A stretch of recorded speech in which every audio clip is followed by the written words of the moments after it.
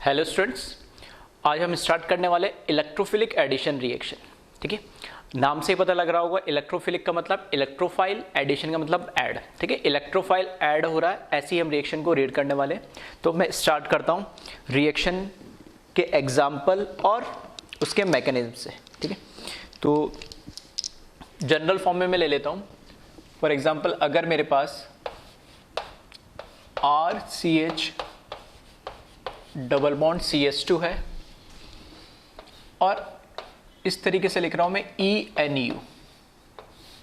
इसका मतलब क्या है, यहां पर E इलेक्ट्रोफाइल है और NU न्यूक्लियोफाइल है। ठीक है, इलेक्ट्रोफाइल होगा मतलब H+Cl- ऐसे भी ले सकते हो, इलेक्ट्रॉन डेफिशिएंट इलेक्ट्रोफाइल और इलेक्ट्रॉन रिच न्यूक्लियोफाइल। जब इसके रिएक्शन कराओगे, ठीक है, एल्कीन के साथ, तो इस तरीके का हमें यहां पर प्रोडक्ट देखने को मिलेगा। यहां तो लग जाएगा न्यूक्लियोफाइल और CH2 और यहां लग जाएगा इलेक्ट्रोफाइल। ठीक है, अब न्यूक्लियोफाइल इधर ही क्यों लगा, मतलब ये तो हमें समझ में आ गया कि पाई बॉन्ड जो है, एल्कीन का पाई बॉन्ड है, वो ब्रेक हुआ। ठीक है, और उस जब बॉन्ड ब्रेक हुआ तो एक जगह न्यूक्लियोफाइल लगा और एक जगह इलेक्ट्रोफाइल लग गया।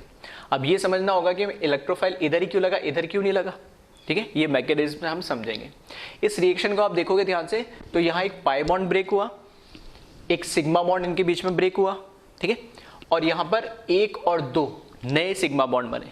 तो ओवरऑल जो रिएक्शन में देखोगे, एक सिग्मा एक पाई ब्रेक हुआ और दो सिग्मा बने, मतलब दो सिग्मा मतलब स्ट्रॉन्ग बॉन्ड बने। तो ओवरऑल इसमें एनर्जी क्या होगी, सिस्टम में रिलीज होगी। तो ये कैसे रिएक्शन होगी, एक्सोथर्मिक टाइप रिएक्शन होगी, जिसमें डेल्टा H नेगेटिव होगा या लेस देन 0 हम बोल सकते हैं। तो चलो पहले इसका मैकेनिज्म देख लेते हैं। मैकेनिज्म की अगर हम बात करें इसमें, तो स्टार्ट करते हैं हम।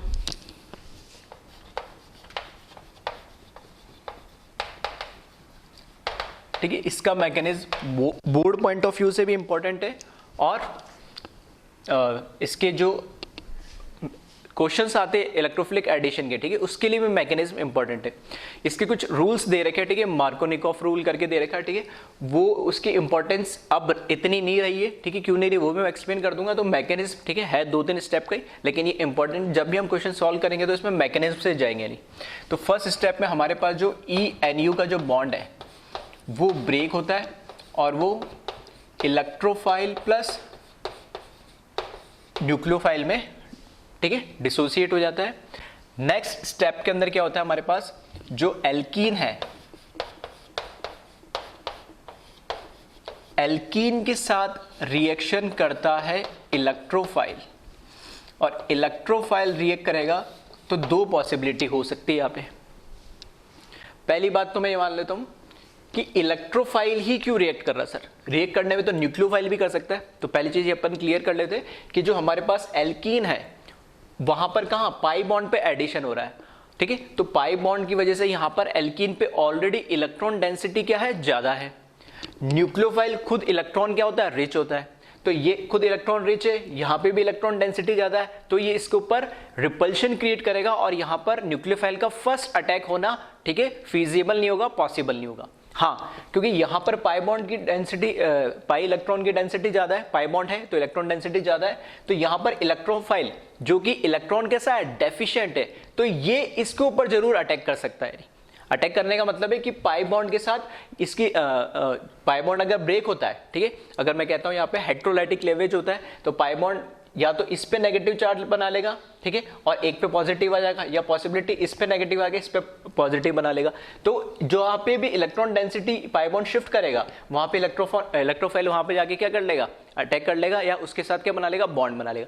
लेकिन न्यूक्लियोफाइल के साथ ऐसा नहीं है, क्योंकि ये जब जाएगा, तो कहने का मतलब है कि बच्चा ये भी कर सकता है सर कि आप कह रहे हो कि तो अगर पाई बॉन्ड शिफ्ट हो रहा है तो वो तो न्यूक्लियोफाइल भी कर सकता है, बिल्कुल कर सकता है। लेकिन जब ये पास में जाना ही क्यों जाएगा, जैसे पाई बॉन्ड बीच के पास शिफ्टिंग भी होगी, ये शिफ्टिंग की होगी इलेक्ट्रोफाइल के केस में, तो क्योंकि डेफिशिएंट है तो शिफ्टिंग हो जाएगी, या तो ऑलरेडी इलेक्ट्रॉन रिच है तो शिफ्टिंग होके भी क्या करेगा, वापस इलेक्ट्रॉन डेंसिटी करेगी, ज्यादा ही रहेगी। अब शिफ्ट होने के दो तरीके, एक तो ये बन सकता है RCH इलेक्ट्रोफाइल यहां लग जाए, ठीक है, मतलब पाई बॉन्ड इधर शिफ्ट हो जाए और यहां कार्बोकेटाइन बन जाए। तो यहां पर इस तरीके से यहाँ पर इलेक्ट्रोफाइल बना तो CH2 यहाँ कार्बोकटाइन बन जाएगा, ठीक है। पाई बॉन्ड यहाँ शिफ्ट हुआ तो इलेक्ट्रोफाइल भी इस कार्बन पर अटैक करेगा और यहाँ कार्बोकटाइन बन जाएगा। दूसरी पॉसिबिलिटी RCH यहाँ कार्बोकटाइन बन जाए और लास्ट में पाई बॉन्ड यहाँ शिफ्ट हो तो यहाँ इलेक्ट्रोफाइल लग जाएगा और यहाँ पॉजिटिव चार्ज आ जाएगा। तो दो पॉसिबिलिटी है, दो इंटरमीडिएट इसमें बन सकते हैं। अब इंटरमीडिएट को अगर हम देखेंगे इसमें, तो इंटरमीडिएट को जब आप देखोगे तो ये 1 डिग्री कार्बोकटाइन है और ये 2 डिग्री कार्बोकटाइन है। तो हमें पता इंटरमीडिएट, तो क्योंकि ये ऑलरेडी न्यूट्रल मॉलिक्यूल था, उसको हम क्या कर रहे हैं, रिएक्शन करा के इंटरमीडिएट में कार्बोकटाइन बना रहे। तो कार्बोकटाइन तो लेस स्टेबल होगा एज कंपेयर टू हमारे पास जो रिएक्टेंट है। तो ये तभी कन्वर्ट होगा, उसी फॉर्म में कन्वर्ट होगा जहां पे कम से कम स्टेबिलिटी तो मिले। आपस में जितने भी इंटरमीडिएट बनने की पॉसिबिलिटी, उसमें मोस्ट स्टेबल जो कार्बोकटाइन होगा वही बनेगा। तो इस केस के अंदर यहाँ पर हमारे पास जो कार्बोकटाइन है, ये वाला कार्बोकटाइन कभी नहीं बनेगा, 2 डिग्री कार्बोकटाइन बनेगा क्योंकि ये ज्यादा स्टेबल है, ठीक है।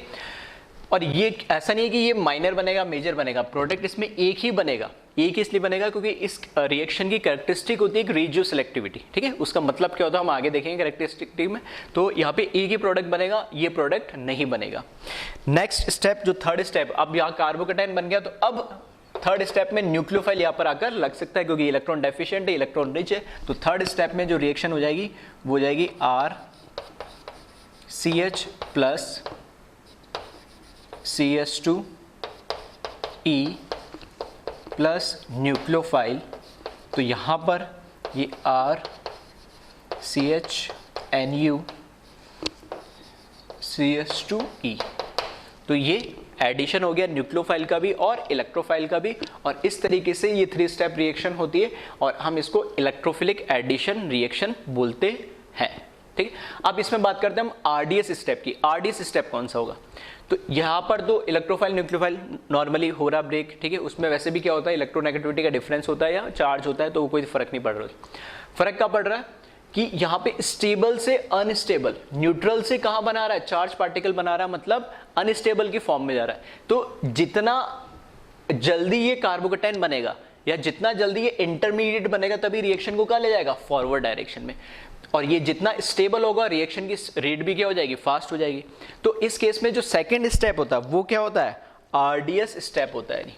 ये इसका, ठीक है, रेट डिटरमाइनिंग स्टेप होता है, RDS स्टेप होता है। ये स्लोवेस्ट स्टेप होता है इसके अंदर क्योंकि वहां पे स्टेबल से थोड़ा सा अनस्टेबल फॉर्म में जा रहे हैं। तो जितना ज्यादा स्टेबल ये कार्बोकटाइन बनेगा उतनी ही रेट ऑफ रिएक्शन क्या हो जाएगी, हमारी बढ़ जाएगी, ठीक है। तो एक बार इसको कॉपी कर ले जल्दी से, फिर हम इनकी कैरेक्टरिस्टिक को डिस्कस करते 1 बाय 1।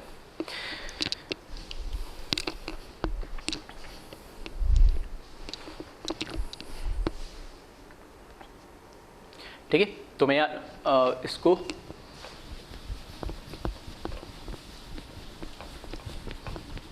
कैरेक्टरिस्टिक लिख ले इसमें। तो फर्स्ट सबसे पहले अगर मैं बात करूं तो इसमें जो फॉर्मेशन ऑफ कार्बोकटाइन है, ठीक है, जो कि सेकंड स्टेप में बन रहा है, वही इसका क्या होगा, RDS स्टेप होगा, यानी, ठीक है। तो फर्स्ट कैरेक्टरिस्टिक यही लिख ले हम।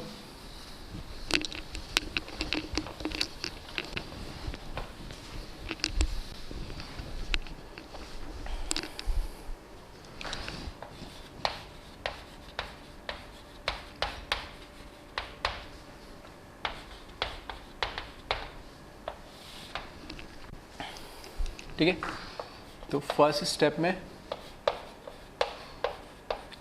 फॉर्मेशन और generation of कार्बोकटाइन is rate determining step, that is RDS step. अगर सेकेंड स्टेप था कार्बोकटाइन का फॉर्मेशन, ये रेट डिटरमाइनिंग स्टेप यानी RDS था, तो हम उससे हम रेट ऑफ, ठीक है, रेट लॉ लिख सकते हैं। तो रेट लॉ या रेट ऑफ अ रिएक्शन, ठीक है, रेट ऑफ रिएक्शन, ठीक है, दैट इज ROR लिख रहा हूं मैं शॉर्ट में, कांस्टेंट लगा देंगे प्रोपोर्शनलिटी हटाने के लिए के। उसमें दो चीज आ रहा है, एक तो आ रहा है एल्कीन आ रहा है, एल्कीन की कंसंट्रेशन और उसकी पावर 1, ठीक है, और दूसरा हमारे पास क्या आ रहा है, इलेक्ट्रोफाइल भी उसी के अंदर सेकंड स्टेप में आ रहा है। एल्कीन के साथ हम क्या रिएक्शन करा रहे थे, इलेक्ट्रोफाइल की, वही RDS स्टेप था। तो RDS स्टेप में जो भी रिएक्टेंट होते और उनके जो कॉफिशिएंट होते हैं उनकी पावर में चल जाता है, उन वही क्या होंगे, इसकी कंसंट्रेशन, जो कंसंट्रेशन होता है उनकी पावर उनकी स्टोइचोमेट्रिक कॉफिशिएंट बन जाते हैं। तो वहाँ कुछ नहीं दे रखा तो क्या हो गया, 1 हो गया। तो ये रेट लॉ हो गया, rate of reaction is equals to k, constant है ये रेट कांस्टेंट, एल्कीन की कंसंट्रेशन के प्रोपोर्शनल। सीधी सी बात है कि अगर एल्कीन की कंसंट्रेशन बढ़ाऊंगा तो रेट ऑफ रिएक्शन बढ़ेगी। दूसरा, इलेक्ट्रोफाइल की कंसंट्रेशन बढ़ाएंगे तो भी रेट ऑफ रिएक्शन बढ़ेगी, क्योंकि यही डिटरमाइन कर रही है कि ये स्लोवेस्ट स्टेप है। थर्ड स्टेप, अगर मैंने रेट लॉ लिख दिया तो मैं ऑर्डर ऑफ रिएक्शन भी लिख सकता हूं। Order of reaction, order of reaction क्या होता है, रेट लॉ के अंदर जितना भी कंसंट्रेशन टर्म्स होते हैं जितने भी, उनके सभी की पावर का समेशन। तो यहां पर एल्कीन की पावर 1 प्लस इलेक्ट्रोफाइल की पावर 1, तो ये सेकंड ऑर्डर रिएक्शन है, ठीक है। तो ऑर्डर ऑफ रिएक्शन क्या है, सेकंड या 2, ठीक है। नेक्स्ट पॉइंट की अगर हम बात करें यहाँ पर, तो ये जो रिएक्शन है उसको इनिशिएट किसने करा एक्चुअल में, मतलब एल्कीन के साथ रिएक्शन किसने करी, इलेक्ट्रोफाइल ने करी। तो यहाँ पर जो इनिशिएटेड पार्टिकल है वो इलेक्ट्रोफाइल है, ठीक है, इलेक्ट्रॉन डेफिशिएंट पार्टिकल है, इसलिए हम इसको क्या बोलते हैं, इलेक्ट्रोफिलिक। जो हमने लिखा था, हेडिंग लिखी थी इलेक्ट्रोफिलिक एडिशन रिएक्शन, ठीक है। तो यहाँ पर फोर्थ पॉइंट इसमें लिख ले, this addition reaction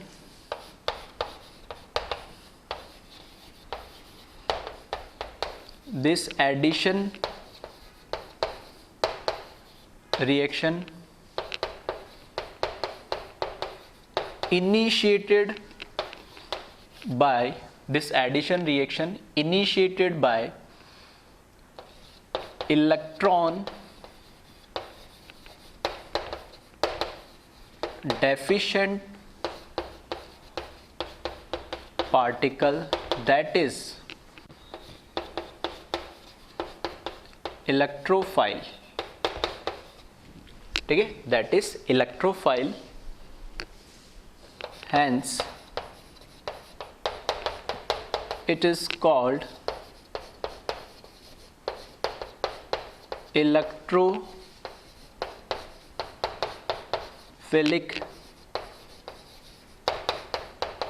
addition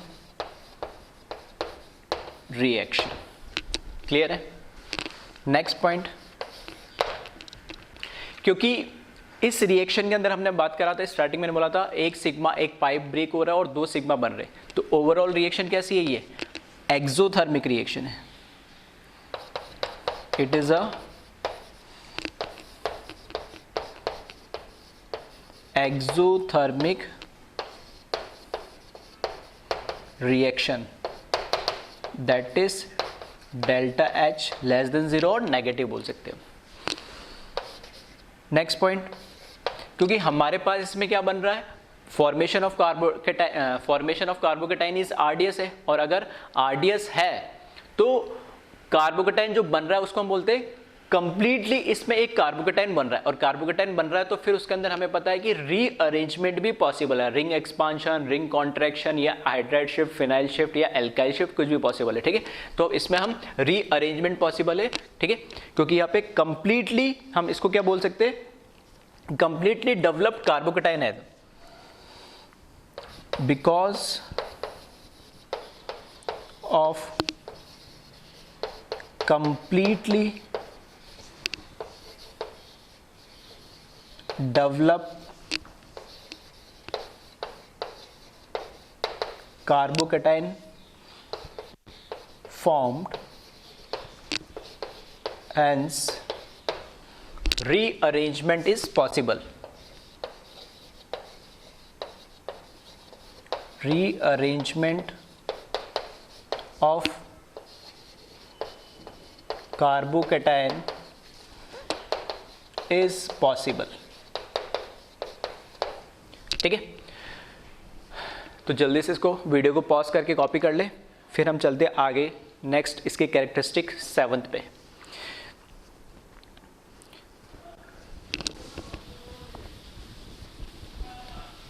next जो कैरेक्टरिस्टिक है वो होता है, एक रूल दिया गया था पहले, मार्कोनिकॉफ रूल। मार्कोनिकॉफ रूल क्या होता है?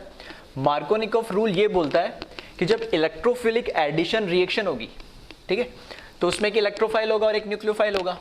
तो न्यूक्लियोफाइल तो कैसा होता है? नेगेटिवली चार्ज बोल सकता हूं मैं, या इलेक्ट्रॉन रिच बोल सकता हूं। तो वो जो न्यूक्लियोफाइल है वो जिस डबल बॉन्डेड कार्बन पे less number of hydrogen atom है, वहां जाके वो क्या हो जाता है? ऐड हो जाता है। ठीक है, तो इसको एक एग्जांपल से समझते। नेक्स्ट इसमें बता रहा हूं 7th,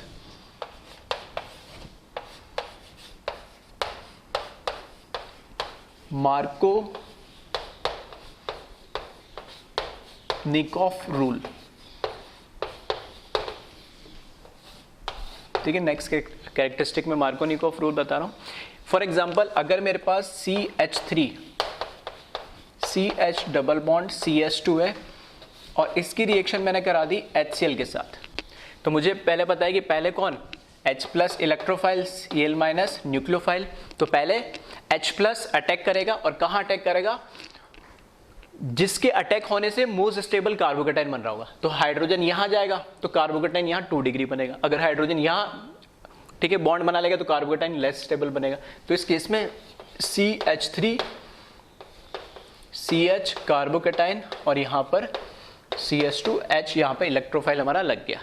नेक्स्ट स्टेप में Cl- यहां आ जाएगा तो ये बना लेगा CH3 CH Cl CH2H।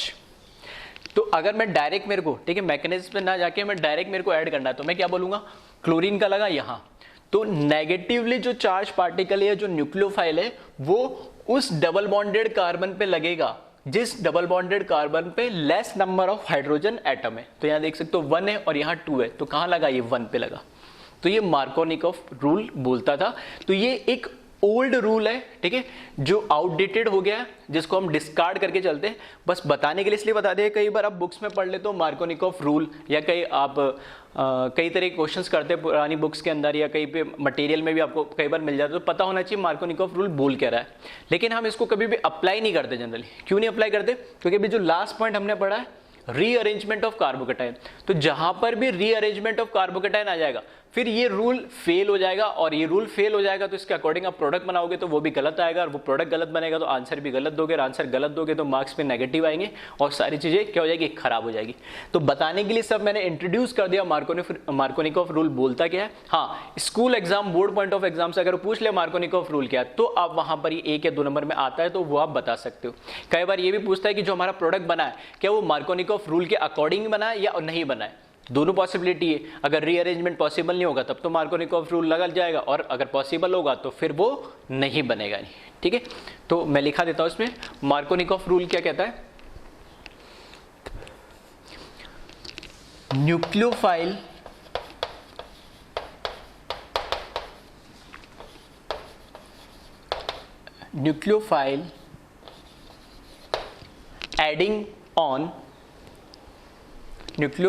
adding on that double bonded carbon atom which has less number of hydrogen atom. ठीक है, ठीक है, और चाहो तो यहां पे लिख लेना ऑलवेज, ठीक है, स्टार करके लिखा मैंने, always form product by mechanism and ignore Markovnikov rule. ठीक है, लिखा दिया मैंने। कल को ये मत बोलना कि सर आपने बताया नहीं, मेरा आंसर गलत आ रहा है और वहाँ आपने क्लियर नहीं करा था। ठीक है, तो इसको ध्यान रखना। नेक्स्ट आ जाए फिर आप। ठीक है, इसको भी मैं बता दूंगा रीअरेंजमेंट में किस तरह की प्रॉब्लम आती है। ठीक है, प्रैक्टिस में भी क्वेश्चन हम देखेंगे कैरेक्टरिस्टिक के बाद, तो वहाँ क्लियर हो जाएगा।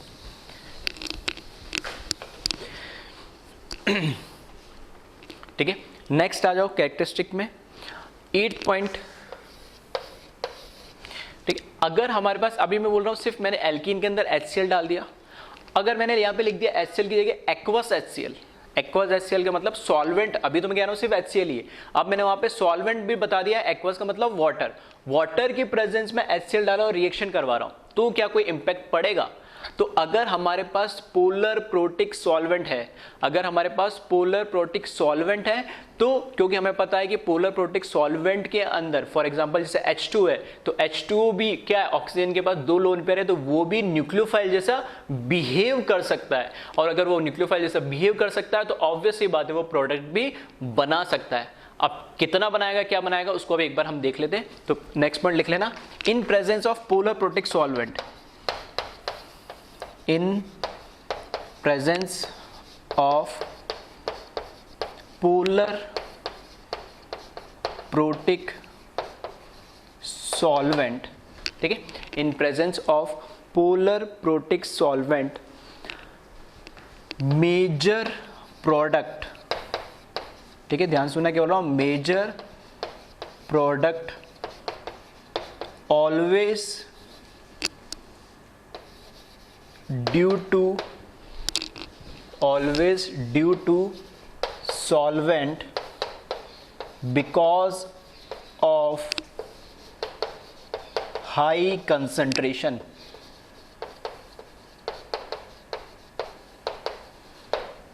क्या मतलब है इसका? मैं कह रहा हूं कि अगर हमारे पास Cl- भी न्यूक्लियोफाइल है और H2O भी एक न्यूक्लियोफाइल है, तो प्रोडक्ट Cl- वाला भी बनेगा और H2O वाला भी बनेगा, लेकिन उसमें से मेजर जो बनेगा वो H2 वाला बनेगा, जो हमारा पोलर प्रोटिक सॉल्वेंट होगा। ऐसा क्यों? क्योंकि जो सॉल्वेंट है उसका कंसंट्रेशन बहुत सारा होता है, तो ये पॉसिबिलिटी बढ़ जाती है कि जो नंबर ऑफ कॉलिजन होंगे या उसमें रिएक्शन होने की जो टेंडेंसी है, ठीक है, एल्कीन के साथ जो हमारा सॉल्वेंट है उसकी मैं बोल सकता हूं प्रोबेबिलिटी या पॉसिबिलिटी बढ़ जाएगी रिएक्शन होने की एज कंपेयर टू HCl। ठीक है, तो सिर्फ कंसंट्रेशन ज्यादा होगी तो नंबर ऑफ मॉलिक्यूल्स ज्यादा है, नंबर ऑफ मॉलिक्यूल्स ज्यादा है तो नंबर ऑफ कॉलिजन्स ज्यादा होंगे, कॉलिजन्स ज्यादा होंगे तो वहां रिएक्शन होने की पॉसिबिलिटी भी क्या हो जाएगी, बढ़ जाएगी। ठीक है, फॉर एग्जाम्पल इसी रिएक्शन को, ठीक है, यही रिएक्शन को एक बार इसको कॉपी कर लेना, 7th मार्कोनिकॉफ वाला रूल, इसी में मैंने क्या करा, चेंज कर दिया,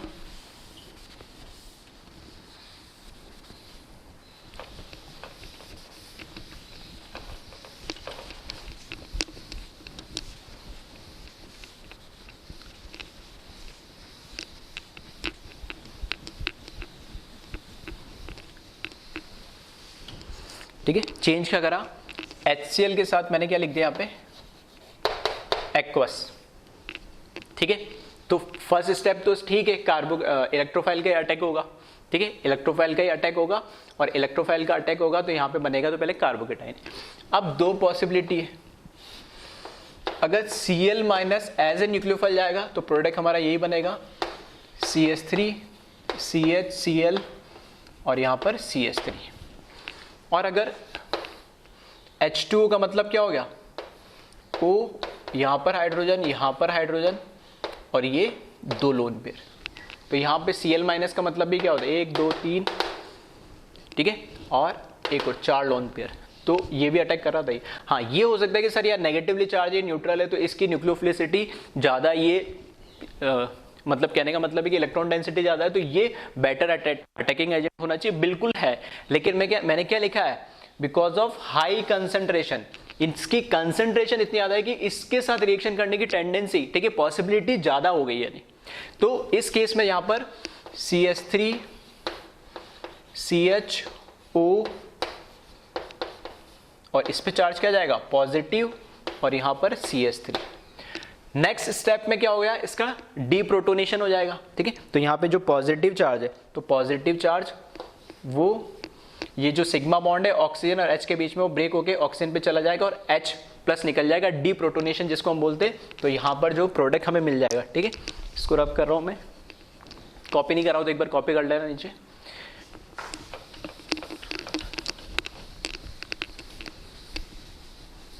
ठीक है, तो यहां पर डीप्रोटोनेशन होने के बाद ये बना लेगा CH3CHOH, एल्कोहल बन जाएगा प्लस H प्लस। तो ये यहां पे ये जो प्रोडक्ट होगा ये माइनर होगा और ये जो प्रोडक्ट होगा ये मेजर होगा। ठीक है, तो ध्यान रखना कंपटीशन एग्जाम के पॉइंट ऑफ व्यू से इस तरह के क्वेश्चन अक्सर पूछे जा सकते हैं। नेक्स्ट पॉइंट आ जाओ आप। नेक्स्ट कैरेक्टरिस्टिक की बात करें, 9th पॉइंट जो है हमारा वो है रिजियू सेलेक्टिविटी। अब इसका क्या मतलब है, एक नया टर्म आपने सुना, रिजियू सेलेक्टिव या रिजियू सेलेक्टिविटी बोल सकते हैं, रिजियू सेलेक्टिव भी बोल सकते हैं। इसका क्या मतलब है, रिजियू का मतलब ही होता है एक स्पेसिफिक, हम बोल सकते हैं नहीं कि इसके अंदर हमारे पास एक स्पेसिफिक लोकेशन पे, रिएक्टेंट की एक स्पेसिफिक लोकेशन पे ही एक रिएक्टेंट रिएक्ट करके एक स्पेसिफिक कंपाउंड बनाएंगे। ठीक है, मैंने बोला था एक पॉइंट है जो मैं आपको बाद में एक्सप्लेन करूंगा, इसको एक बार कॉपी कर ले। तो इसमें मैंने बोला था कि 1 डिग्री कार्बोकेटाइन भी बन सकता है और 2 डिग्री कार्बोकेटाइन भी बन सकता है, लेकिन 1 डिग्री और 2 डिग्री कार्बोकेटाइन जो इंटरमीडिएट बन रहा है उसमें से 2 डिग्री ही बनाएंगे हम। ठीक है, और उसी के अकॉर्डिंग हमारा फर्दर प्रोडक्ट बनेगा। क्यों बनेगा, क्योंकि जो रिएक्शन है वो रिजियू सेलेक्टिव है। ठीक है, या इसको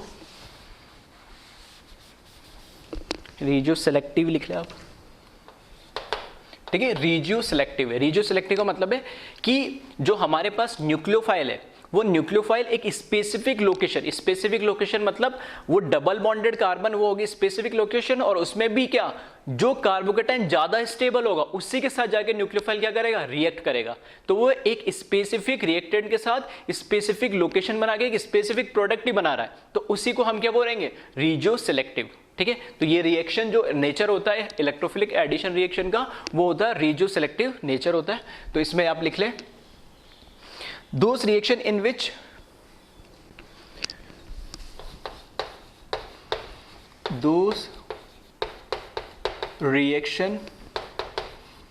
in which attacking particle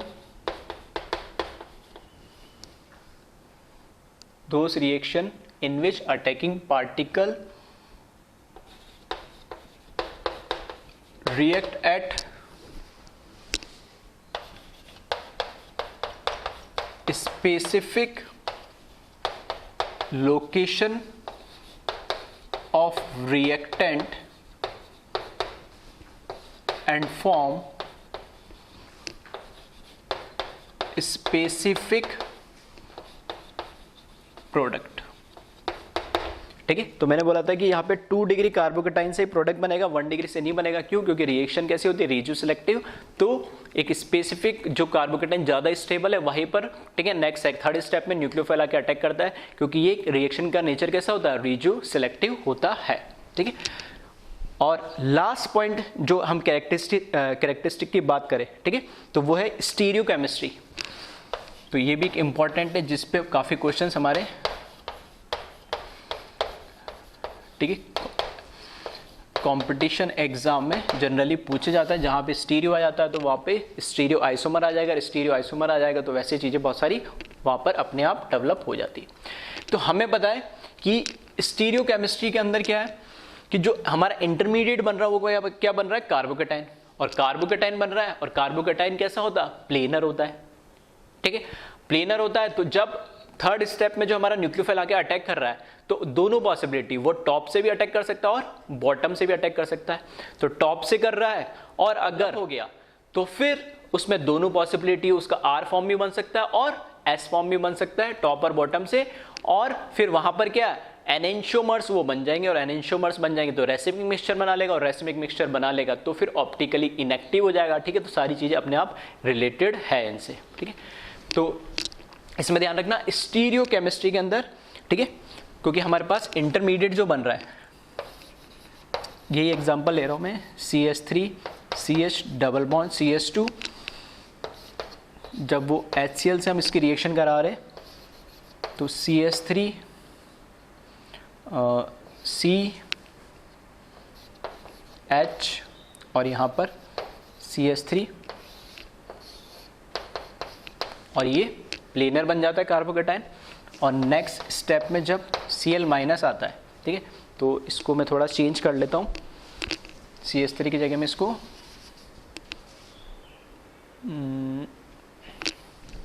इसको चेंज करके हम चलो PH कर लेते हैं। ठीक है, बेंजीन रिंग लगा देते हैं। ठीक है, तो यहाँ पे जब CH आएगा तो PH, यहाँ पे मैंने मान लिया Cl आ गया, ये H आ गया और CH3। ठीक है, तो Cl टॉप से आएगा या बॉटम से आएगा, तो मैंने ऐसे ही बना दिया, कोई फर्क नहीं पड़ रहा। ठीक है, तो इसके फिर दूसरे मिरर इमेज भी पॉसिबल है, तो यहाँ पर H बना लो, C बना लो। ठीक है, वैसे तो इसमें क्या बॉटम से आएगा तो Cl नीचे लगना चाहिए, तो वैसे ही बना सकते हो, लेकिन ठीक है वो आप रोटेट कर लोगे तो भी कोई फ़र्क नहीं पड़ेगा। तो मैं इसको PH C और यहाँ पर Cl लगा देता हूँ, और यहाँ पर H और यहाँ पर CH3। ठीक है, तो यहाँ पर आप देख सकते हो ये क्या हो गया, इधर कायरल सेंटर है और इधर भी कायरल सेंटर है, तो ये क्या हो गया हमारे पास, एनेंशियोमर्स हो गई।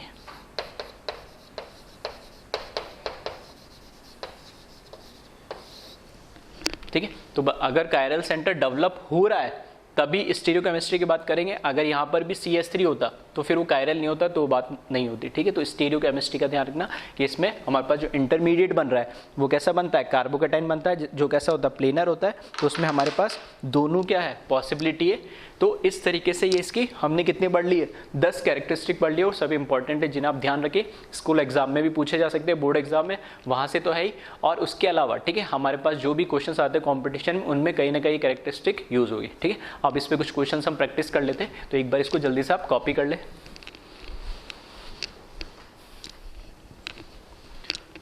फर्स्ट टाइप का क्वेश्चन है हमारे पास, compare rate of reaction with HCl। ठीक है, HCl के साथ रिएक्शन करा रहे हैं हम, अलग अलग मैंने कंपाउंड दे दिए, तो रेट ऑफ रिएक्शन हमें बतानी है। तो इसमें अगर हम देखें, ठीक है, इसमें अगर हम देखें अब कैसे कंपेयर करेंगे रेट ऑफ रिएक्शन को, तो रेट ऑफ रिएक्शन में हमें पता है कौन, RDS डिटरमाइन करता है, और RDS में क्या, फॉर्मेशन ऑफ कार्बोकेटाइन। तो कार्बोकेटाइन कितना स्टेबल है हमें बस वो देखना है। तो इसमें कहीं ना कहीं क्या होगा, पाई बॉन्ड शिफ्ट होगा, और इधर तो एक ही टाइप का, तो मान लिया मैंने यहां पर कार्बोकेटाइन बन रहा है, इधर H लग जाएगा। ठीक है, तो चाहो तो अलग से बना लेना, मैं इसी में लिख रहा हूं। ठीक है, तो यहां पर थोड़ी स्पेस की प्रॉब्लम रहती है, मेरे पास लिमिटेड बोर्ड है तो इसलिए मैं यहीं पे। ठीक है, तो यहाँ पर H लगा लेना, और इधर जो कार्बोकेटाइन बनेगा तो वो देख लेना। इसी तरीके से यहाँ कार्बोकेटाइन, वहां पे कहीं से भी बना लो, कोई फर्क नहीं पड़ना। इधर कार्बोकेटाइन यहाँ बनेगा, और इधर कार्बोकेटाइन इसकी जगह कहाँ, यहाँ बनेगा। तो यहाँ देख सकते हो इधर क्या होगा, ये बनेगा मेरे पास क्या, 3 डिग्री कार्बोकेटाइन, यहाँ पर मेरे पास बनेगा 2 डिग्री कार्बोकेटाइन, और ये कैसा है, 1 डिग्री कार्बोकेटाइन। तो कार्बोकेटाइन स्टेबल कहाँ होगा, ठीक है, 3 डिग्री पे सबसे ज्यादा होगा, तो ये सबसे ज्यादा रेट ऑफ रिएक्शन इसकी होगी, और उसके बाद इसकी होगी। ठीक है, नेक्स्ट आ जाओ सेकंड वाले में। सेकंड वाले में कार्बोकेटाइन कहाँ बनाओगे, इधर है पाई बॉन्ड, तो पाई बॉन्ड पे इधर बनेगा 1 डिग्री, इधर बनेगा 2 डिग्री, तो कार्बोकेटाइन तो मैं इधर ही बनाऊंगा, तो सब में कार्बोकेटाइन इधर ही बनेगा, तो इसमें तो कोई चेंज नहीं है। ठीक है, तो सब में 2 डिग्री बन रहा है कार्बोकेटाइन। अब कैसे चेक करेंगे, तो यहां मैं देख सकता हूं कि इसके साथ बेंजीन रिंग के साथ नीचे क्या लगा, NO2, और NO2 का जो इफेक्ट होता है वो कैसा होता है, -M इफेक्ट होता है। ठीक है, इलेक्ट्रॉन विड्रॉइंग ग्रुप होता है। तो कार्बोकेटाइन बना है, ऊपर से इलेक्ट्रॉन को और विड्रॉ करेगा, तो इस कार्बोकेटाइन को क्या करेगा, अनस्टेबल करेगा। यहां पर कोई इफेक्ट नहीं है। CH3 कैसा है, ठीक है, इलेक्ट्रॉन डोनेटिंग है और प्लस H ग्रुप है ये, ठीक है। ये इलेक्ट्रॉन को क्या करेगा, इलेक्ट्रॉन डेंसिटी को वहां पे बढ़ाएगा, उसको स्टेबलाइज करेगा। और फोर्थ है O के पास 2 लोन पेयर होते तो ये कैसा प्लस M इफेक्ट देगा और ये भी इलेक्ट्रॉन डेंसिटी बढ़ाएगा। H इफेक्ट से ज्यादा M डोमिनेटिंग होता है तो ये सबसे ज्यादा कार्बोकेटाइन की स्टेबिलिटी को बढ़ाएगा, ये उससे कम, ये उससे कम और ये सबसे कम। तो कार्बोकेटाइन की स्टेबिलिटी अल्टीमेटली हमें देखनी है। थर्ड आ जाओ एल्कीन और एल्काइन, ठीक है। जो काम एल्कीन पे हो रहा है तो वो एल्काइन पे भी हो जाएगा। लेकिन अगर एल्कीन और एल्काइन में मुझे कंपेयर करना पड़े तो कैसे देखोगे, तो बस सिंपल सा मैं क्या कर दे रहा हूँ, कार्बोकेटाइन बना दे रहा हूँ। तो यहाँ पे जब मैं H प्लस ऐड करूंगा तो H प्लस ऐड करेंगे तो मेरे पास क्या बनेगा, CH3, यहाँ पे CH, यहाँ पे कार्बोकेटाइन बनेगा और CH3 यहाँ ऐड होगा। इस केस में जब H प्लस ऐड कर दूंगा तो कहीं भी ऐड कर दो कोई फर्क नहीं पड़ना है, ठीक है। तो इधर मैंने बना दिया कार्बोकेटाइन, ये डबल बॉन्डेड हो गया, ये CH हो गया और ये CH3 हो गया। अब बता दे कौन सा कार्बोकेटाइन ज्यादा स्टेबल है। तो यहां पर देख रो कैसा डबल बॉन्डेड है और ये सिंगल बॉन्डेड है, ठीक है। इसको मैं बोल सकता हूं कैसा, अगर कार्बोकेटाइन है तो ये sp2 है और ये कार्बोकेटाइन कैसा sp कार्बन है। तो sp कार्बन की इलेक्ट्रोनेगेटिविटी क्या होती है, ज्यादा होती है। इलेक्ट्रोनेगेटिविटी अगर ज्यादा है तो उस पर पॉजिटिव चार्ज, ठीक है, क्या होगा, हाईली अनस्टेबल होगा। जबकि वहां इलेक्ट्रोनेगेटिविटी कम है तो मोर ज्यादा रेट ऑफ रिएक्शन कहाँ होगी, एल्कीन पे होगी। यानी ऐसे भी आप देख सकते हो कई बुक्स में और वैसे भी एक्सप्लेन किया जाता है कि जब इलेक्ट्रोफाइल आएगा तो पाई बॉन्ड को डोनेट करने की, या पाई बॉन्ड शिफ्ट हो रहा है तो उसकी टेंडेंसी किसकी ज्यादा होगी। तो यहां पर देखोगे तो ये कैसा है sp2 है और यहां पर कार्बन कैसा है sp। तो sp की इलेक्ट्रोनेगेटिविटी ज्यादा है, इलेक्ट्रोनेगेटिविटी ज्यादा है तो ये पाई बॉन्ड को इजीली डोनेट नहीं करेगा इलेक्ट्रोफाइल को, जबकि यहां पर उसके कंपैरिजन में कर देगा। और वैसे नहीं समझ में आ रहा है तो कार्बोकेटाइन बना के देख लेना इंटरमीडिएट। तो कार्बोकेटाइन देखोगे ये ज्यादा स्टेबल है एज कंपेयर टू, ये डबल बॉन्डेड है और वो सिंगल बॉन्डेड तो ज्यादा स्टेबल होगा। तो मैं ऐसे बोल सकता हूं ये मोर स्टेबल है, ठीक है। तो जीओसी में ऐसे क्वेश्चन हम कर ही चुके हैं। ये लेस स्टेबल है तो जीओसी और, ठीक है, आइसोमर, ऑर्गेनिक खत्म हो जाएगी लेकिन पीछा नहीं छोड़ेगी। उससे पीछा छुड़ाना है तो ऑर्गेनिक से पीछा छुड़ाना पड़ेगा और वो पीछा छुड़ा लोगे तो 1/3 आपकी केमिस्ट्री गायब हो जाएगी और आपका जो सिलेक्शन के चांसेस है वो 1/3 आपके कम हो जाएंगे, ठीक है। तो वो आपकी चॉइस है, आप चीज़ों को कैसे लेते हैं, ठीक है। तो एक बार इसको जल्दी से कॉपी कर ले। नेक्स्ट टाइप के क्वेश्चन हम देखते हैं इसमें।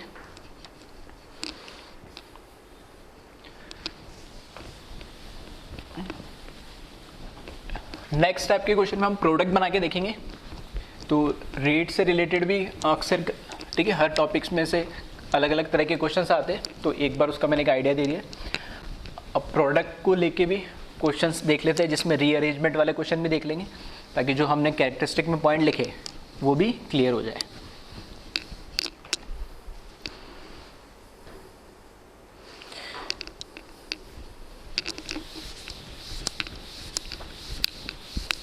ठीक है, तो क्वेश्चन लिख ले, right the product of given reactions.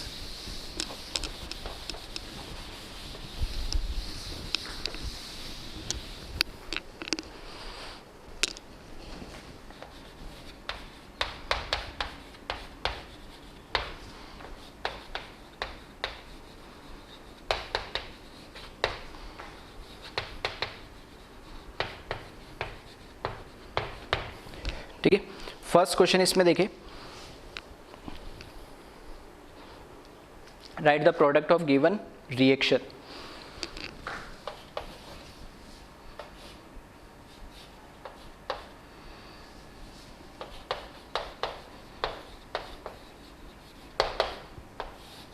ठीक है, इसके प्रोडक्ट बनाए। चलो वन बाय वन देख ही लेते।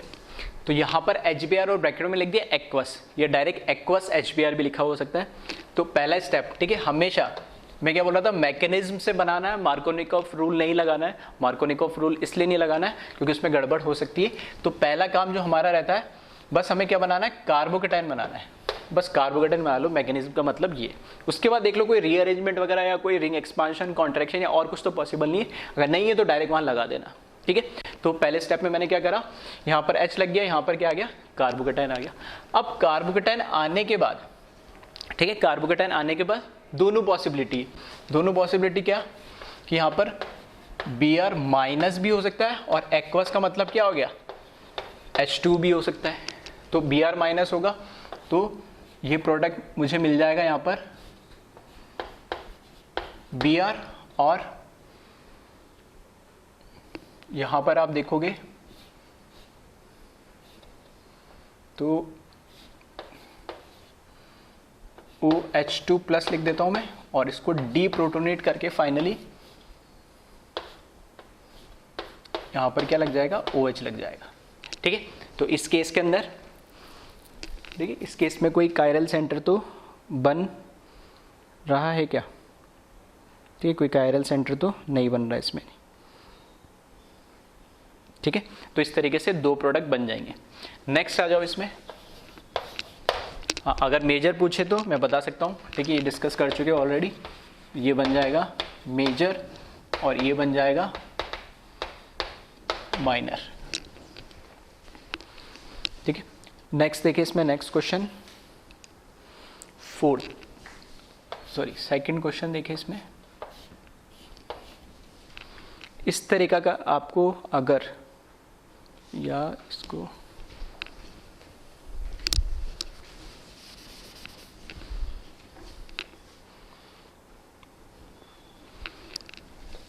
रिएक्शन करा दी H प्लस CH3COOH। ठीक है, तो फर्स्ट स्टेप में क्या है, वापस यहाँ कार्बोकेटाइन बना ले। ठीक है, जरूरी नहीं है कि हैलोजन ही हो सकता है, वो न्यूक्लियोफाइल कोई भी हो सकता है। ठीक है, इसलिए मैं अलग अलग ले रहा हूँ। जैसे इस बार मैंने क्या ले लिया, एसिटिक एसिड ले लिया CH3COH। ठीक है, तो इसमें देख लेंगे कैसे। तो पहले तो मुझे पता है डबल बॉन्डेड है, तो यहाँ मैंने क्या बनाया, 2 डिग्री कार्बोकेटाइन, यहाँ बनाता तो 1 डिग्री, तो ये बना लिया। अब देख लो इसमें, अब यहाँ से अगर तुम उसके अकॉर्डिंग चलते हैं मार्कोनिकॉफ रूल के, तो यही प्रोडक्ट बना देते हैं। लेकिन अब देखो ये 2 डिग्री है, क्या ये शिफ्टिंग होके 3 डिग्री बन सकता है, बिल्कुल। तो यहाँ से, ठीक है, ये हाइड्राइड शिफ्ट कर रहा हूँ मैं, और ये कार्बोकेटाइन यहाँ आ जाएगा। यहाँ पर मैंने क्या करा, H शिफ्ट करा है, हाइड्राइड शिफ्ट। ठीक है, तो कार्बोकेटाइन यहाँ से यहाँ चला गया 2 डिग्री से 3 डिग्री। यहाँ क्या है, 2 डिग्री कार्बोकेटाइन था, और यहाँ क्या चला गया, ये 3 डिग्री बन गया। अब इसके अकॉर्डिंग प्रोडक्ट बनेगा। तो प्रोडक्ट में ध्यान रखना CH3C डबल बॉन्ड OH, तो इसमें जो O है, ठीक है, OH वाला O है, वो यहाँ पर अटैक करेगा और फिर वो H डीप्रोटोनेट हो जाएगा। ठीक है, 2 स्टेप लिख सकते हैं, लेकिन मैं यहाँ पर डायरेक्ट लिख रहा हूँ। जैसे इसमें देखना CH3C डबल बॉन्ड OH, तो ये वाला ऑक्सीजन, ठीक है, जो या ऐसे ही बोल सकते हो, ये H प्लस के फॉर्म में निकल जाएगा, और ये O माइनस से क्या हो जाएगा, उसके साथ न्यूक्लियोफाइल के से उसके साथ बॉन्ड बना लेगा। तो ये इस तरीके से, और OC डबल बॉन्ड OCH3। ठीक है, तो इस तरीके से मैंने इसको लिख दिया। क्लियर है। तो इस तरह के ध्यान रखना है, जो मैं बोल रहा था, मार्कोनिकॉफ रूल को फॉलो ना करें। ठीक है, उसको बस स्कूल एग्जाम में डेफिनेशन पॉइंट ऑफ व्यू से ऐसे ही ध्यान रखें। बाकी जब भी प्रोडक्ट बनाए तो कार्बोकेटाइन बनाने के बाद पॉसिबिलिटी चेक कर लेना। तो हाइड्राइड शिफ्ट हुआ 3 डिग्री, और यहाँ पर, ठीक है, न्यूक्लियोफाइल ऐसा कुछ नहीं कि हैलोजन ही होगा, जो भी न्यूक्लियोफाइल कोई भी हो सकता है, हम ऑलरेडी डिस्कस कर चुके। तो यहाँ पर ये लोन पेयर जो है, इससे क्या करेगा, इस पर अटैक करेगा। ठीक है, इससे अटैक करेगा ये, और फिर नेक्स्ट स्टेप एक एक्स्ट्रा लिख दिया, जब यहाँ पर पॉजिटिव चार्ज आएगा तो वो H प्लस के फॉर्म में डीप्रोटोनेट होके ये प्रोडक्ट बना लेगा। क्लियर है। नेक्स्ट आ जाए इसमें, इस तरह के क्वेश्चन भी आपको मिल जाएगा इसमें। अगर आपके रिएक्शन हमने करा दिए CH3 CHPH CH double bond CH2। ठीक है, इसकी रिएक्शन मैंने करा दी डाइल्यूट H2SO4 के साथ। ठीक है, इसकी रिएक्शन करा दी मैंने डाइल्यूट H2SO4। यहाँ पे अब डाइल्यूट होते ही, डाइल्यूट का मतलब क्या, पानी तो डाला होगा उसमें, तो H2 अपने आप आ गया। एक्वस का मतलब, या डाइल्यूट का मतलब अपना आप क्या आ गया, उसमें H2 आ गया, पानी आ गया। अब पहले स्टेप पे तो मैं बना लेता हूँ कार्बोकेटाइन। तो CH3 CH PH CH, यहाँ बनेगा कार्बोकेटाइन। ठीक है, और H2SO4 क्या देगा, H प्लस देगा, 2H प्लस आयन और सल्फेट आयन। तो यहाँ पर H प्लस और यहाँ पर CH3 लग जाएगा। अब कार्बोकेटाइन बनने के बाद देख लो, ये 2 डिग्री है। क्या मोर स्टेबल हो सकता है? अगर ये कार्बोकेटाइन यहाँ से यहाँ शिफ्ट हो गया, ठीक है, यहाँ से यहाँ शिफ्ट हो गया, तो रेजोनेंस, क्योंकि पीएच बेंजीन रिंग लगी हुई है, तो रेजोनेंस स्टेबलाइज हो जाएगा। तो यहाँ पर वापस से हाइड्राइड शिफ्ट होगी, यानी ठीक है, यहाँ पर क्या होगी, हाइड्राइड शिफ्ट होगी, और ये हमें मिल जाएगा CH3 C carbocation CH2 CH3 और यहाँ पर PH। क्लियर है? अब बात करते हैं न्यूक्लियोफाइल, कौन सा न्यूक्लियोफाइल जाके अटैक करेगा। तो इसको ध्यान से सुनना, हमारे पास डाइल्यूट H2SO4 में क्या होगा, एक तो मेरे पास है H2SO4, तो H2SO4 में मेरे पास H+ आयन मिलेगा और एक सल्फेट माइनस आयन मिलेगा, और एक मेरे पास क्या H2 मतलब एक्वस। तो भाई तो एक न्यूक्लियोफाइल है मेरे पास H2O, यहाँ तो H+ तो मिल जाएगा, ठीक है, ये एक तो हो गया H2O और एक हो गया सल्फेट -2। तो जो सल्फेट -2 है, तो मुझे पता है सल्फेट का स्ट्रक्चर कैसा होता है, H2SO4 आपको पता ही है, ये हो गया सल्फेट -2। इसमें क्या बनेगा, रेजोनेंस स्टेबलाइज है, ठीक है, ये क्या है, रेजोनेंस स्टेबलाइज है, तो ये स्टेबल हमारे पास क्या है, न्यूक्लियोफाइल है एज कंपेयर टू H2O। तो यहां पर जो बेटर, ठीक है, यहां पर जो बेटर न्यूक्लियोफाइल होगा वो कौन होगा, H2 होगा एज कंपेयर टू सल्फेट। क्यों? क्योंकि सल्फेट के अंदर, ठीक है, एक इक्वल RS बन रही है, ठीक है, हम इक्वल RS बोल सकते हैं। तो यहाँ पर ये रेजोनेंस स्टेबलाइज है, यहाँ पर ऐसा कुछ नहीं है, इसलिए यहाँ पर H2 बेटर न्यूक्लियोफाइल होगा। तो जो प्रोडक्ट, अगर एक ही प्रोडक्ट मुझे बनाना है, तो इसमें प्रोडक्ट क्या बन जाएगा, यहाँ पर H2 अटैक करेगा और डीप्रोटोनेट हो जाएगा। तो यहाँ पर फाइनल जो प्रोडक्ट बनेगा वो बना रहा हूँ मैं, CH3 COH CH2 CH3 और यहाँ पर PH, और जब डीप्रोटोनेट करोगे तो यहाँ से H+ निकल जाएगा, ठीक है, एक स्टेप मैंने कम कर दिया, H2 जाएगा, फिर O+ आएगा, फिर डीप्रोटोनेट हो गया, H+ यहाँ पे निकाल लेगा, ठीक है। तो ध्यान रखना, जरूरी नहीं है कि, ठीक है, यहाँ पे हेलोजन ही हो, एसिड भी हो सकता है, डाइल्यूट H2SO4 भी हो सकता है, ठीक है, इसलिए अलग अलग मैंने लिए ताकि आपको कभी आए क्वेश्चन तो ऐसा लगे नहीं कि क्या ये पॉसिबल है या नहीं है, ठीक है। नेक्स्ट आ जाए, एक बार कॉपी कर ले इसको जल्दी से।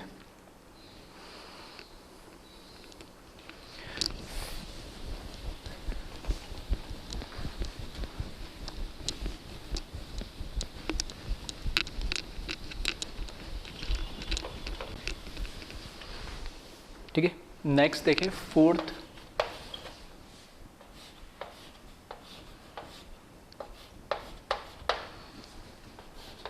ठीक है, इसकी रिएक्शन हमने करा दी है, ठीक है, CH3OH H+, ठीक है, इसके साथ करा दी हमने रिएक्शन इसकी, ठीक है। हर बार मैं अलग अलग ले रहा हूँ न्यूक्लियोफाइल, तो बताए प्रोडक्ट क्या बनेगा। तो फर्स्ट स्टेप हमारा क्या रहेगा, सेम ही रहेगा। फर्स्ट स्टेप में क्या होगा, यहां बना मैंने कार्बोकेटाइन, सही है, इधर 1 डिग्री बनेगा, इधर 2 डिग्री, तो 2 डिग्री मैंने बना दिया कार्बोकेटाइन।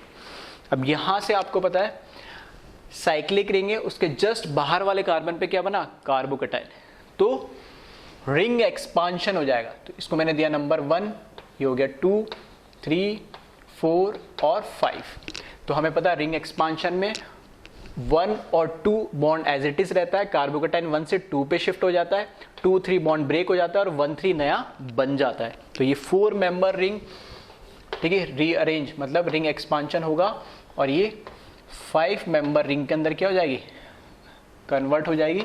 तो यहां से देख लेना, 1 से क्या आ जाएगा, 2 पे आ जाएगा कार्बोकेटाइन और 1 पे मिथाइल लगा हुआ है, मतलब ये क्या हो जाएगा, ये 1 है, ठीक है, और 1 से 3 कनेक्ट हो गया, और 1 से 2 भी कनेक्टेड है, और 3 के बाद 4 और 4 के बाद 5 और 2 पे क्या है, कार्बोकेटाइन।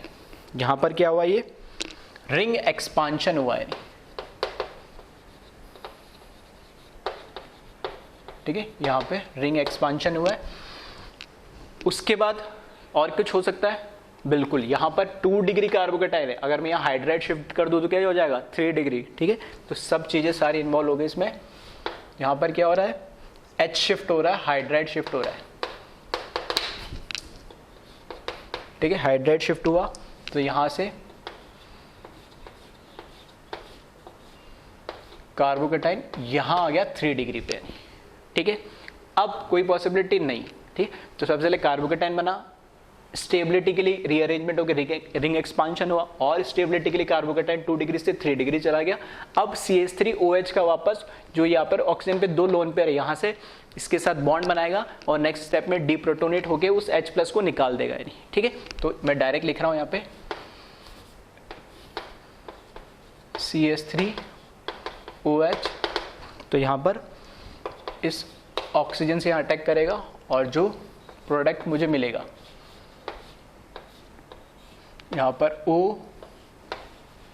CH3 मिलेगा, साथ में H+ डीप्रोटोनेट होके निकल जाएगा, क्लियर है। नेक्स्ट देखें इसमें,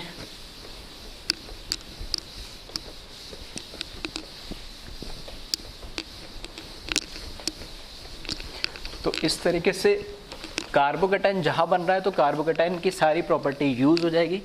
तो जो मैंने कहा था कि मार्कोनिकॉफ रूल को, ठीक है, इग्नोर ही करना आप। जब भी प्रोडक्ट बनाओ तो एक बार पहले इसमें कार्बोकेटाइन बना लेना, ठीक है। आदत हो जाती है हमारी, डबल बॉन्ड देखा और हमने एक जगह इलेक्ट्रोफाइल लगा दिया, दूसरी जगह कार्बोकेटाइन बनेगा, बस डिग्री देख लेते और वहाँ न्यूक्लियोफाइल लगा देते, ठीक है। तो वो उस तरीके से क्वेश्चन होने के गलत होने के चांसेस बढ़ जाते हैं। नेक्स्ट क्वेश्चन देखिए इसमें,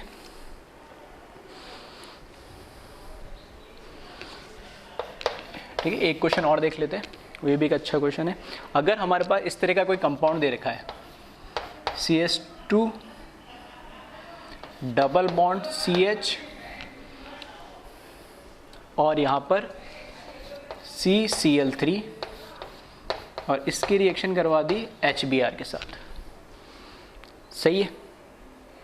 तो बताए इसमें प्रोडक्ट क्या बनेगा, ठीक है। एक बार चाहो तो वीडियो को पॉज कर ले और ये बना के देखें, ठीक है। फिर से अच्छा क्वेश्चन है। तो मैं जो पॉसिबिलिटी, ठीक है, दोनों बता रहा हूँ।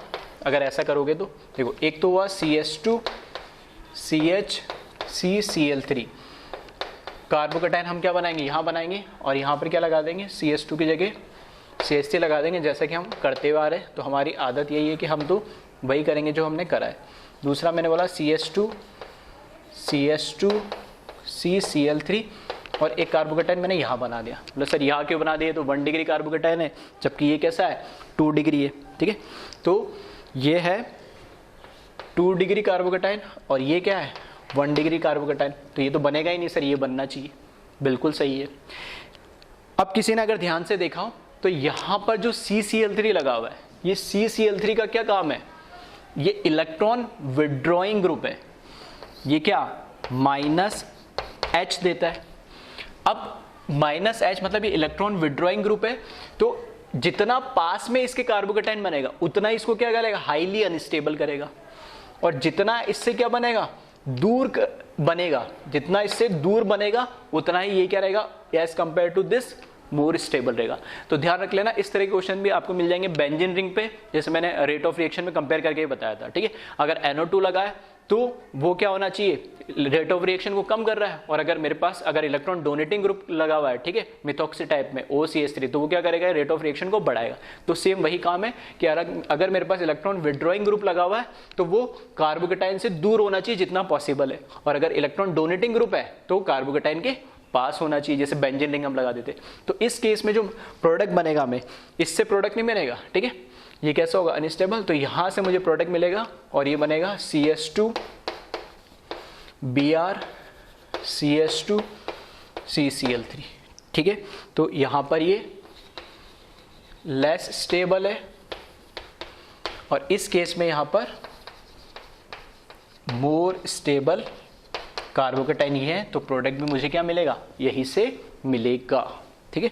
तो इस तरह के क्वेश्चंस भी आपको देखने को मिल जाएंगे। और एक लास्ट क्वेश्चन और देख लेते हैं, जिसमें थोड़ा सा अगर मैं चेंज कर दूं, ठीक है। चेंज क्या कर दूं, CH3 CH2, ठीक है, CH3 CH2 और यहाँ पर अगर मैंने लगा दिया CH डबल बॉन्ड CH2, ठीक है। इसकी रिएक्शन मैंने करा दी D+H2 के साथ, ठीक है। आइसोटोप ले लिया मैंने हाइड्रोजन का, और इससे मैं अगर प्रोडक्ट बनाऊंगा तो सबसे पहले तो CH3 CH2 और यहाँ पर CH कार्बोकैटायन और यहाँ पर CH3। अब देखने वाली बात क्या है कि यहाँ पर जो मैंने यहाँ लिखा CH3, तो पहले स्टेप में कौन आता है, ठीक है, जो प्रोटॉन आता है वही तो इलेक्ट्रोफाइल ही आएगा। तो इस केस में जो प्रोटॉन है या इलेक्ट्रोफाइल है वो कौन है, H नहीं है, D है। तो यहाँ पर क्या लग जाएगा, यहाँ पर D लग जाएगा, H नहीं लगेगा। बस इस चीज़ का ध्यान रखना। उल्टा भी हो सकता था, यहाँ पे H+D2 दे रखा होता, तो H+D2 दे रखा होता तो H यहाँ पर आके लग जाता, ठीक है। तो इस केस में फिर इस पे H2O लगेगा तो OH आएगा, H2 मतलब H2 आगे अटैक होगा तो D प्रोटोनेट होकर H+ निकल जाएगा, तो क्या बचेगा, OH एल्कोहल। तो यहाँ से जो प्रोडक्ट मिलेगा CH3 CH2 CHOH और यहाँ से CH2 D और D प्रोटोनेट होके H+ यहाँ से निकल जाएगा। फिर से बोल रहा हूँ, अगर यहाँ पे H+ और D2 होता तो पहले कौन जाता, H+ यहाँ लगता, और दूसरे केस में यहाँ पे OH के जगह क्या लग जाता, OD लग जाता। तो चाहो तो एक और बना लेना इसी के नीचे क्वेश्चन, जिसमें H+D2 लगा लेना, और H+D2 लगाओगे तो यहाँ H आएगा पहले और फिर यहाँ पर OD आएगा, ठीक है। तो इस तरह के क्वेश्चंस भी पॉसिबल है।